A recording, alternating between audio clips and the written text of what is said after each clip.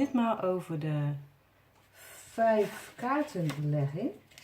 En is mij gevraagd of dat bestaat, zeg maar. Omdat ik hoorde van dat de een zegt dat het bestaat en de ander zegt dat het niet bestaat. Maar neem van mij aan dat het gewoon bestaat. De 5 kaartenlegging. Eigenlijk kun je alle soorten leggingen leggen. Mooie woordspeling. Maar je kan dus beginnen met 1 kaart. En op een gegeven moment ga je met 2 kaarten. Dan kan je ze los van elkaar, zeg maar, interpreteren. Of aan elkaar geschakeld kan je ze interpreteren. En ja, zo heb je ook 3 kaartenlegging, 4, nou, de 5 kaartenlegging. In feite 9 kaartenlegging, maar in feite kan je alle kaarten leggen zoals jij het wil. Als jij het fijn vindt om met 7 te leggen, of met 8, of met 9. Ik leg vaak met 12 leggingen, dus relatieleggingen doe ik daar heel vaak mee. Dus het is maar net waar voel jij je fijn bij. En je zult ook merken dat je op een gegeven moment ineens andere leggingen gaat doen waar je dan weer heel erg fijn bij voelt. Dus het kan echt alle kanten op. Nou, de 5 kaartenlegging. Hoe kan je deze gebruiken? Nou, ik zal als voorbeeld weer een werksituatie doen. En zoals je ziet zijn er dus 5 kaarten liggen hier. Ze gaan ervan uit dat deze kaart is de centrale kaart. De ja, soort focuskaart eigenlijk. Het werk waar het om draait. Het kan zijn dat je zeg maar...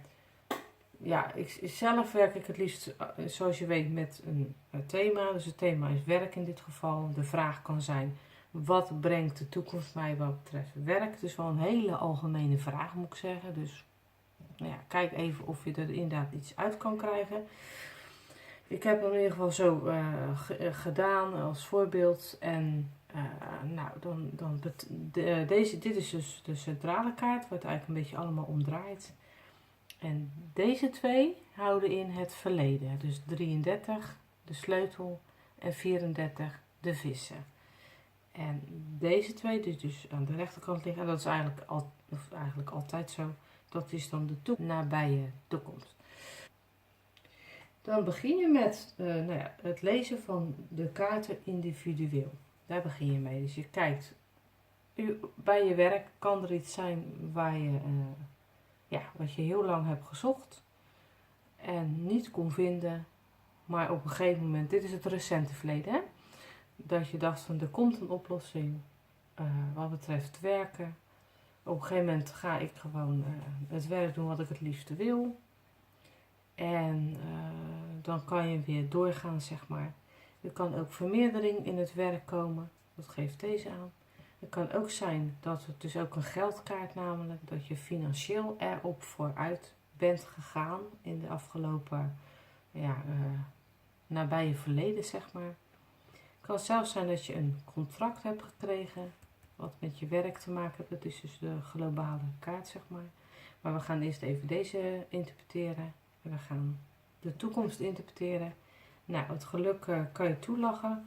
Ook weer zeg maar dat je er uitkrabbelt en waar je eerst was. Kleine stapjes kan je er komen wat betreft je werk. En dit staat vaak voor groepen of voor klanten. Het kan maken zijn dat je met klanten te maken krijgt. Maar in ieder geval krijg je met een aantal mensen te maken. Veel mensen te maken op je werk. En dus op zich wel hele mooie kaarten zijn het eigenlijk wel dit keer. Nou, dit wat ik al zeg kan een contract zijn wat betreft je werk of waar je dus nu mee bezig bent. Of globaal dat er een ander soort werk is gekomen waar je ook andere skills, ja, noem je dat, andere eigenschappen voor nodig hebt. Dat kan het ook betekenen.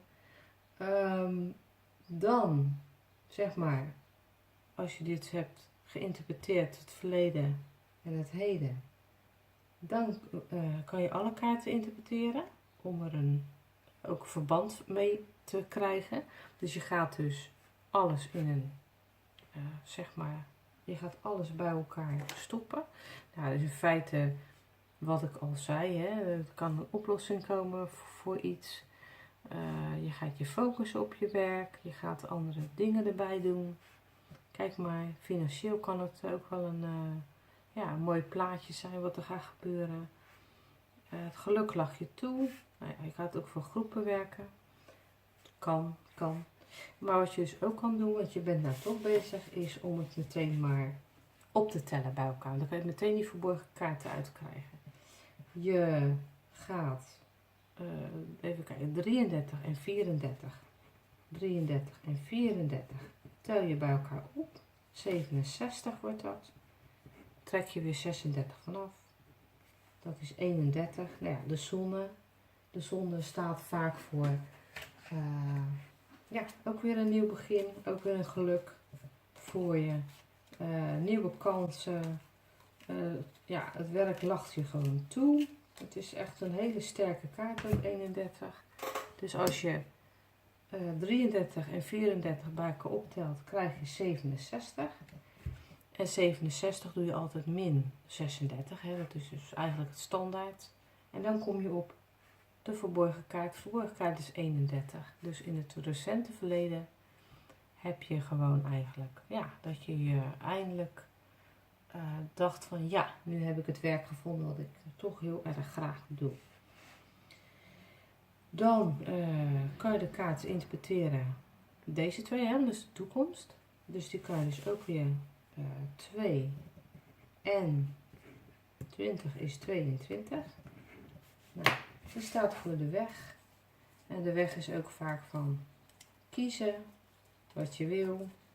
En eindelijk het besluit hebben genomen, want hij staat voor kiezen, maar hij staat ook voor, bij mij dan althans, heb ik gemerkt in mijn leggingen, dat hij staat voor dat je een besluit hebt genomen. Of dat je een besluit gaat nemen in dit geval. Dus de verborgen kaart is 22.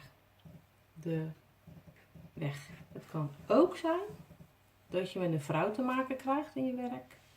Stier, maagd of steenbok, die op zich wel een goede invloed heeft. Of die ook echt met jou gaat samenwerken. Dat kan ook, hè. Dat is ook voor de weg. Dus dat zou ook kunnen. Nou ja, en dan kan je in principe ook nog denken, ik doe alle 5 kaarten, tel ik bij elkaar op. Want ik ben ook wel benieuwd als je alle 5 kaarten bij elkaar optelt, wat de verborgen kaart daarin is. Nou, 33 en 34, 67. Ja, 36 eraf, 31, want dat doe je altijd, hè. Je gaat het niet eerst allemaal optellen. Je gaat het allemaal stapje voor stapje doen.